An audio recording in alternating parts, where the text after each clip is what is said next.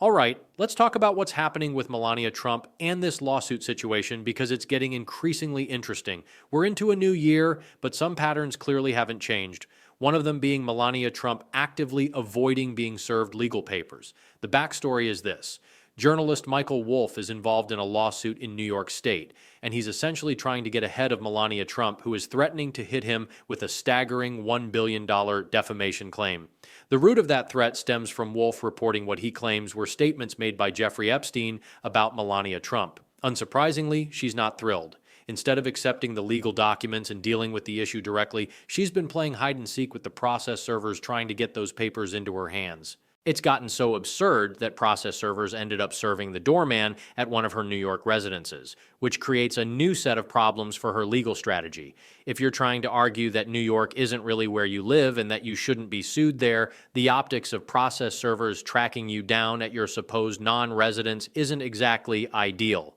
Melania's legal team now wants the case moved to Florida. Their argument is simple. The lawsuit was filed in New York, but she lives in Florida. Therefore, the case belongs in Florida. The complication is that the central question in discovery will now be whether she actually lives in Florida or whether New York remains her primary home. That's where things get messy because the answer is not as straightforward as her lawyers would like. The legal team she has assembled speaks volumes. There's Alejandro Brito, a Coral Gables attorney who has essentially become Donald Trump's go-to defamation lawyer, the legal equivalent of the emergency room. DLA Piper has also entered the picture. They handle the corporate legal work for Trump's Truth Social operation. On top of that, Melania has securities litigators involved, not exactly a natural fit for a First Amendment or defamation battle, which is telling in its own way. They filed a letter with Judge Mary Kay Vyskachil, a Trump-appointed judge in the Southern District of New York. The letter serves as a request for permission to file a motion to dismiss, a procedural necessity in federal court. One detail that raised eyebrows. They identified Melania as the First Lady of the United States, an interesting rhetorical choice considering that the job currently belongs to someone else. Their first major argument is improper service, the claim that Melania didn't properly receive the papers. But the only reason she didn't get served is because she spent months avoiding service, moving between Mar-a-Lago, the White House, and Trump Tower. Anyone familiar with New York knows Melania spends the bulk of her time at Trump Tower on Fifth Avenue near 57th Street, across from Bergdorf Goodman. That's where she shops, lunches, attends spa appointments, and spends time with Barron, who attends NYU. Yes, she makes appearances at Mar-a-Lago, but appearances don't equal domicile. Because this issue is now on the table, Wolff's lawyers will demand jurisdictional discovery, meaning Melania will have to sit under oath and answer uncomfortable questions about her residence, routines, household, and daily life.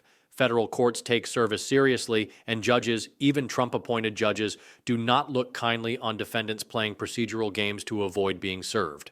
Their second argument is lack of personal jurisdiction. They claim Melania is essentially a stranger to New York who can't be sued there unless the matter arises directly out of her actions within the state.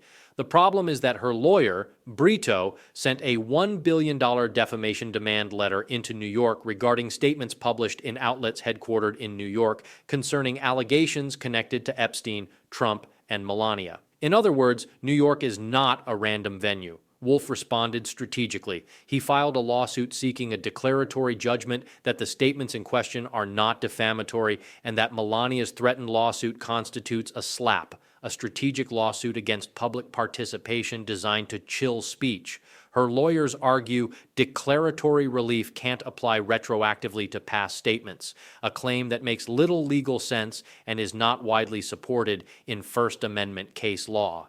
Their fallback strategy, laid out in the same letter, is to transfer the case to Florida federal court.